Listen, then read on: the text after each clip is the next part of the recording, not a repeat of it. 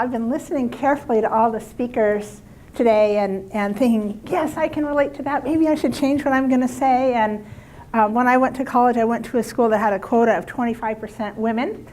And so I got used to dealing with men.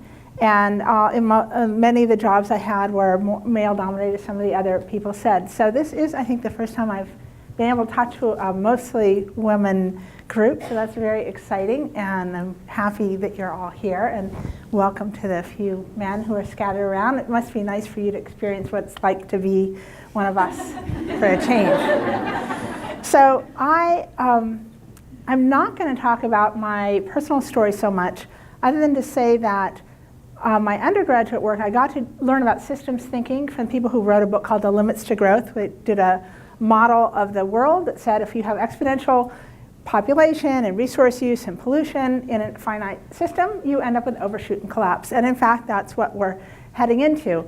And so my story is a little scary. And I do know people pay money to go to movies that are scary, but I think you're not really going to die, and the adrenaline kicks in, and it's exciting, and then you can walk out to your regular life. But in fact, this scary story is affecting all our regular lives now, and will be into the future. So what we're trying to do is say, let's pay attention to that. And there's certainly business opportunities in addressing it, but there's also huge risks.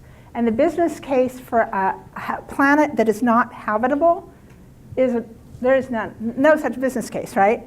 And people are saying, well, what's the financial return on investment of sustainability? And you can say, well, what's the financial return on investment of not having sustainability? And if you have the denominator of 0, you're basically the cost is infinite. So let's take care of the planet we have. And we've got a tragedy of the commons. So the traditional view of sustainability is a Venn diagram where society, economy, environment get balance, and sustainability is that middle balancing thing. This is not a correct view.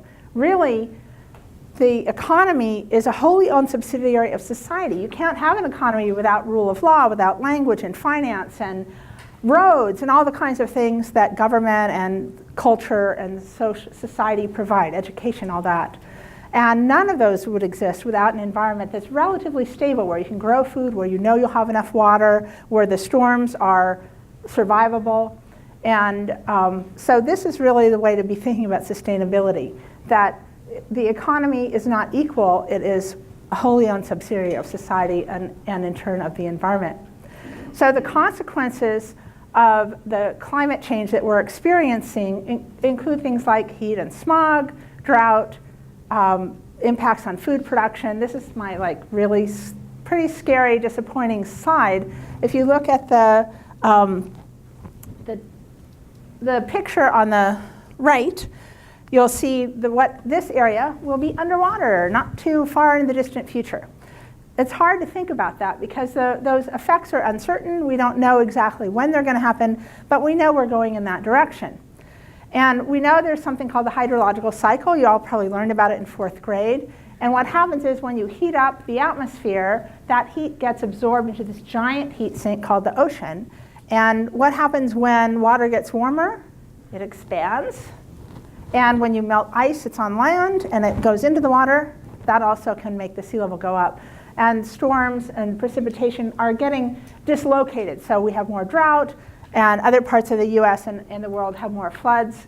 And that we'll just know that we're going to have more and more disruption because we've got this system in place that has momentum. So even if we went to 100% renewable tomorrow, we're still going to have to deal with these problems. So this is a picture of Half Dome from Yosemite in March of 2011, 2012, 2013, 2014, and 2015. And this is a picture of a lake in August 2015. So you can see, this is a picture taken by Planet Labs. You can see how dry it is and how much of the shoreline is being exposed. So water levels are very low. This is a picture from NASA of what drought is likely to look like in 2060. So just maybe 40 years out from now, not that really far into the future. And the red and purple areas would be beyond Dust Bowl conditions. So very difficult for people to work outdoors, very difficult to grow food on those conditions. From 2012 to 2014, that was the hottest and driest 3-year record in California.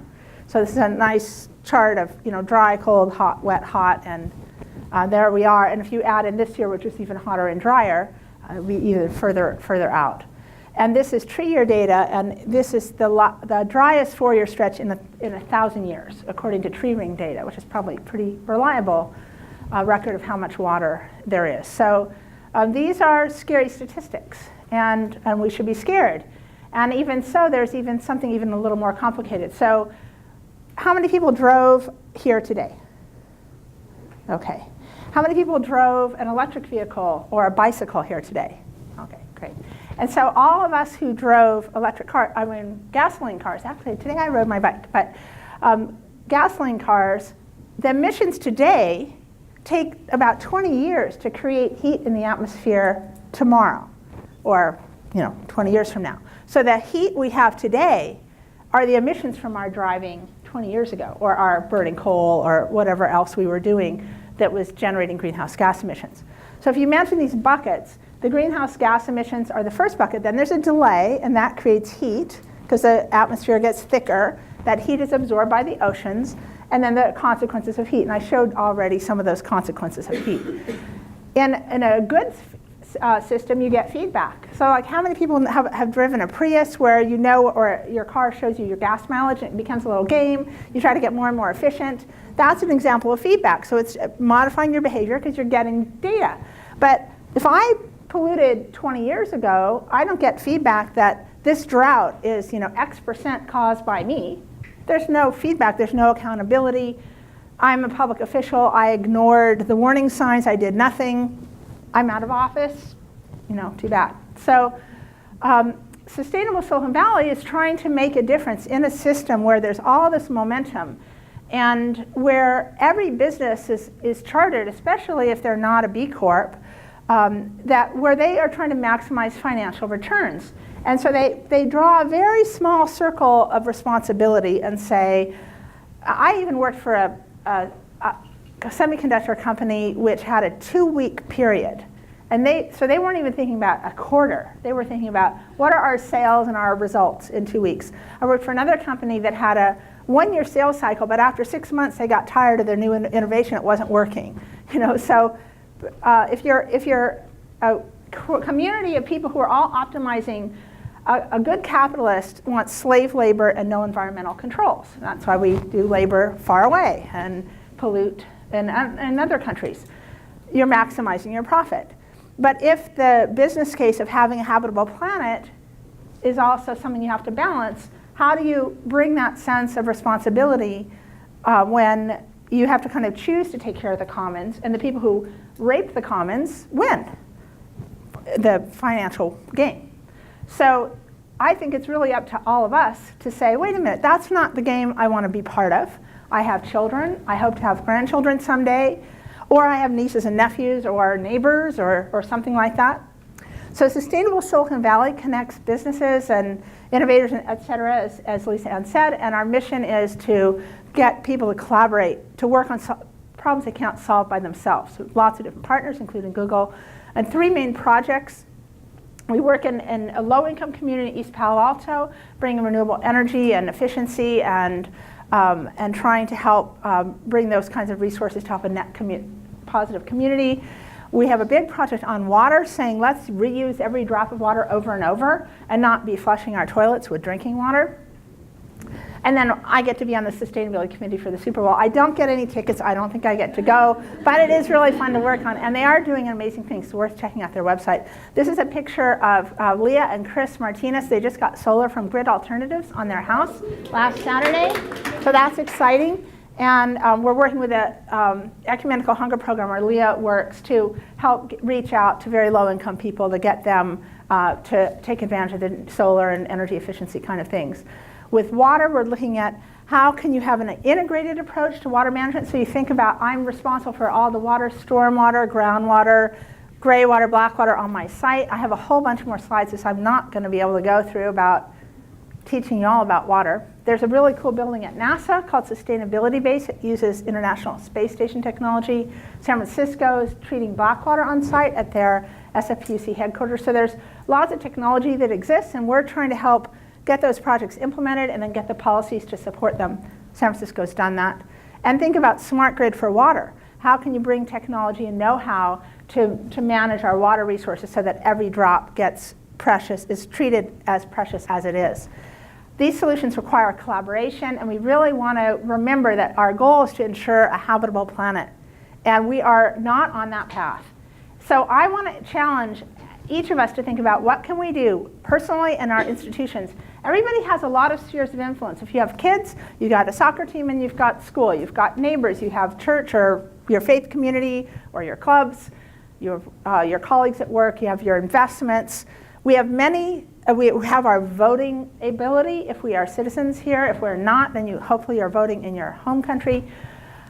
How do we make systemic change? We have to look at all those spheres of influence and put this issue on the table because climate change and climate adaptation are not like light conversation, but they're really important. So I'm going to challenge each of us to think about what will you do, and remember that we're in this together, and how can we together transform our future. And I think our future is going to be difficult and very exciting both. I don't think there's this nirvana. I think we're past the point of nirvana with the amount of pollution that we've dumped into the atmosphere and in the amount of pollution we've put everywhere else. So I think there are transformational opportunities, but I think that resiliency, as Christine said, is really going to be important.